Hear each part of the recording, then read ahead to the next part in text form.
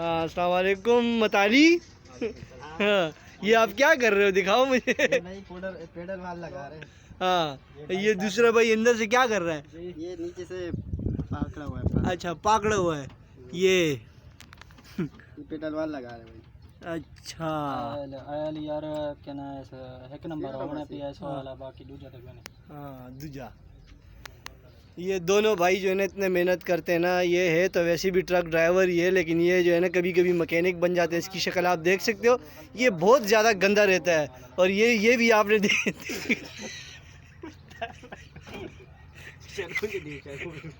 क्यों ऐसे मेहनत करते हैं ये लोग, तो इसी वजह से है ना ये लोग इन्होंने कपड़े भी फट जाते हैं ना, कि ये जो है ना बहुत ज़्यादा मेहनती इंसान है।